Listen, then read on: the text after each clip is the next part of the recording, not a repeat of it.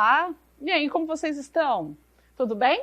Hoje nós teremos mais uma aula de língua portuguesa, e isso comigo mesmo, professora Joyce, tá?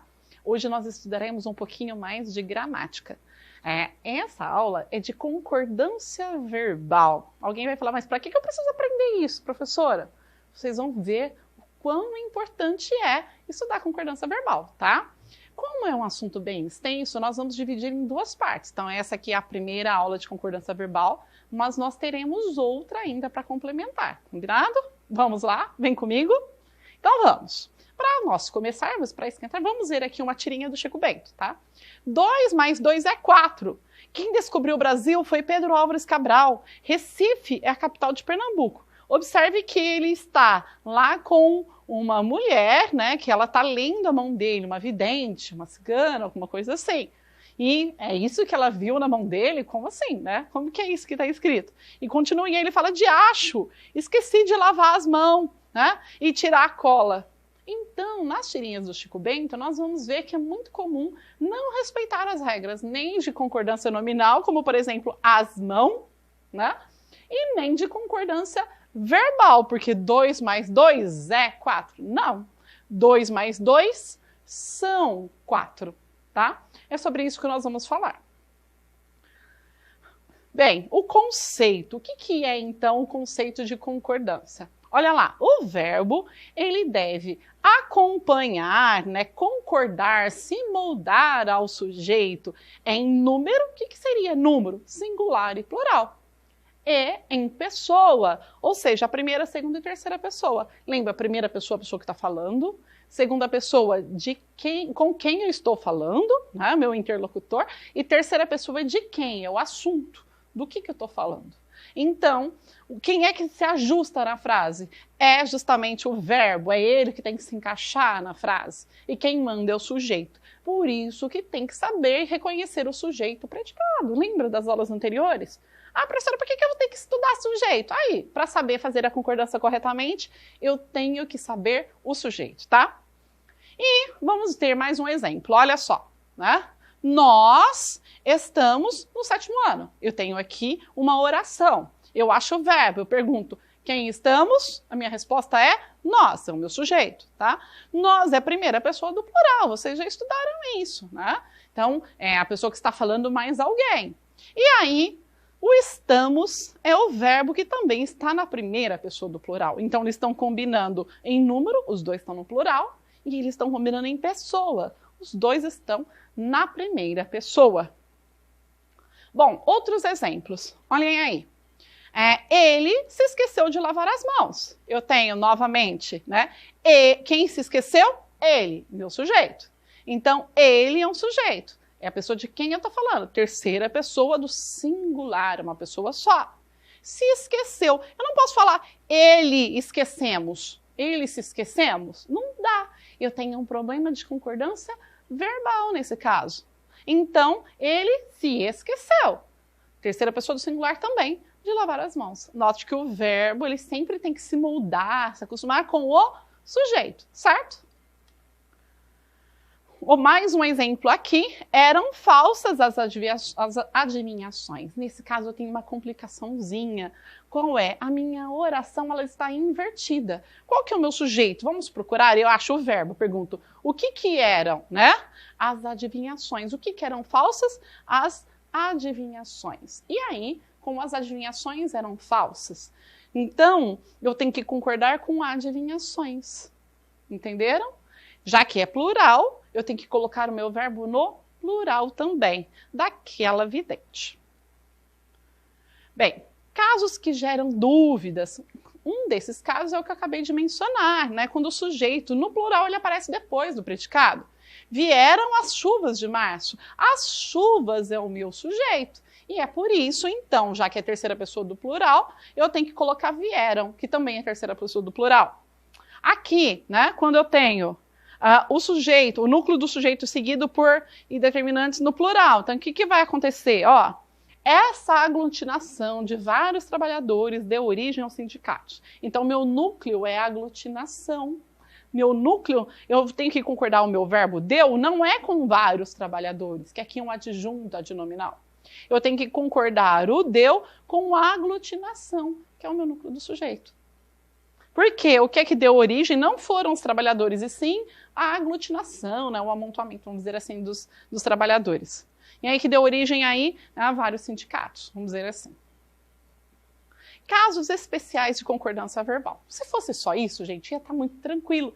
Mas a nossa língua, ela é uma língua muito especial. Ela tem muitos detalhes e muitas regras, pormenores, casos especiais. Nós veremos algumas hoje, outras na semana que vem, mas saibam, ainda há muitas outras para serem vistas. Conforme vocês vão estudando ao longo dos anos, vocês vão cada vez aprendendo mais regras, tá bom?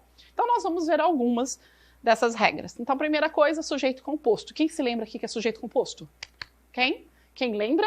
Sujeito composto é aquele que tem justamente mais de um núcleo, tá? Então, o que acontece nesse caso, quando eu tenho um sujeito composto? O meu verbo vai para o plural, certo?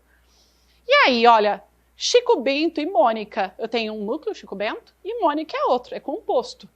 São personagens de Maurício de Souza. Então, meu verbo são, ele fica no plural porque eu tenho dois núcleos para concordar, mesmo que esses núcleos estejam aí no singular. Mas como já são dois, plural, verbo no plural.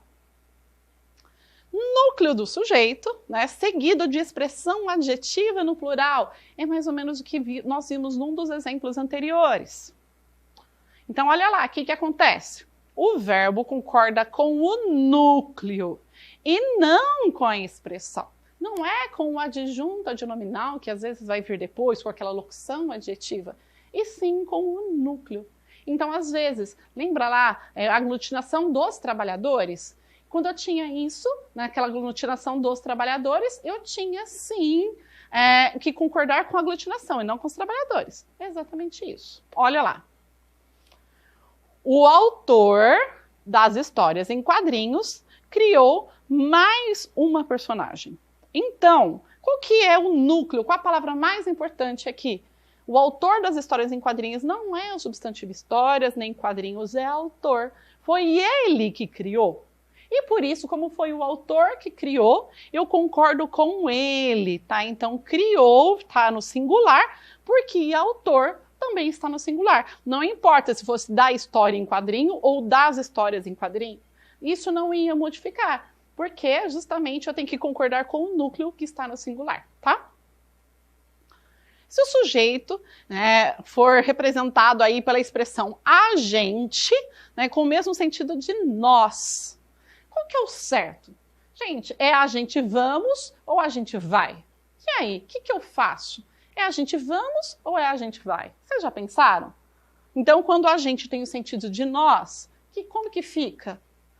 Olha lá, o verbo ele vai ficar na terceira pessoa do singular. Embora o sentido seja de nós, ele tem que concordar aí, né, como se fosse a terceira pessoa do singular. Então, a gente vamos é a gente vai, tá? E assim por diante, olha só.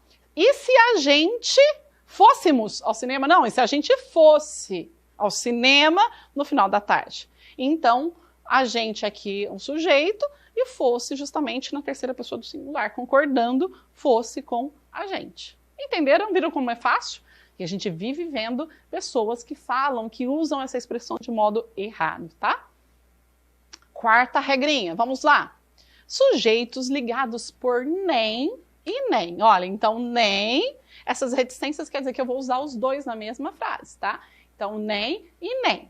E aí, o que eu faço quando eu tenho esses dois nens? O que vocês acham? Vai para o singular? Vai para o plural? O que vocês acham? Olha lá, o verbo vai normalmente para o plural. Por quê? Quando eu falo assim, observem, ó, nem Maria nem João acertaram. Por quê? Maria singular, João também. Mas quer dizer que nenhum dos dois, ou seja, é plural, né? Tanto João quanto a Maria erraram, ou seja, os dois erraram. Por isso, ou os dois acertaram, por isso que o verbo fica no plural. Então, quando eu coloco nem alguém, nem outro alguém, né? Nem Maria, nem João, eu tenho aí dois. E como eu tenho dois, eu tenho que jogar isso para o plural, tá bom? Só que eu tenho um caso especial, que é quando eu uso nem, mas é nenhum e nem outro. Quando eu tenho esse um e outro que aparece nessa expressão, nenhum nem outro, aí eu coloco o meu verbo no singular. Se eu usar essa expressão específica, nenhum nem outro, é acertou e não acertaram. Compreenderam? Então, se eu tenho nem fulano, nem ciclano, nem os alunos, nem os professores conseguiram realizar aquele evento, eu coloco o meu verbo no plural. Mas se eu coloco nenhum nem outro fez a tarefa, aí é singular, é fez e não fizeram. Quinta regrinha, vamos lá. Sujeito formado por expressões como a maioria de, a maior parte de, grande parte de, uma parte de. São expressões que nós falamos que são partitivas, certo? É sempre uma parte de um todo. Como essas expressões são partitivas, tá? E quando aparece em seguida uma expressão aí, um nome no plural, o que acontece? Por exemplo, a maioria dos alunos, a maioria dos professores, grande parte dos funcionários, esse tipo de expressão. O que vocês acham? O verbo fica singular ou plural? Olha lá, o verbo pode ir para o plural ou para o singular. Eu tenho as duas opções. Então, nesse caso, olha lá, a maioria, singular, certo? Dos alunos, plural. Então, nesse caso, foram, eu estou concordando foram com alunos. Como eu concordo foram com alunos, eu estou enfatizando mais alunos e aí ele ficou no plural. Mas poderia ser também, a maioria dos alunos foi bem na prova. Esse foi, por que está no singular? Porque concorda com maioria, que é o núcleo. Então, eu tenho essas duas opções. Se eu quero enfatizar maioria, eu concordo com ela, eu ponho no singular. Se eu quero enfatizar alunos, que está no plural, eu concordo com ele, eu ponho no plural. Os dois estão certos. Olha como é fácil assim. Quando os dois ficam certos, é bem mais tranquilo, não é, gente? 6. Se o sujeito estiver expressão de porcentagem. Então, e essa porcentagem for maior que 1%, tá?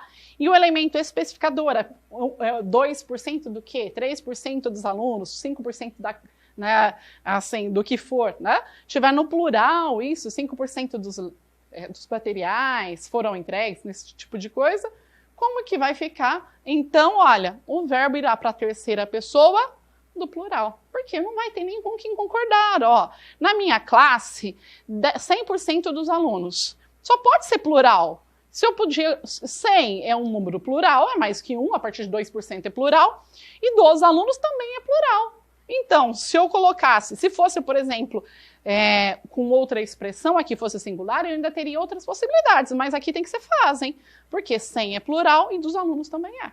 Então, o meu verbo ele tem que ficar no plural. Entenderam? É a lógica. A língua portuguesa ela é muito lógica, tá?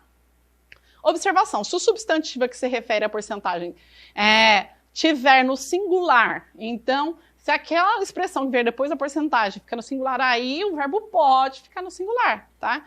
Então, por exemplo, 100% da minha turma. Aí eu tenho as duas opções. Faz a tarefa de casa. Por quê? Porque turma é singular, então faz concorda com turma.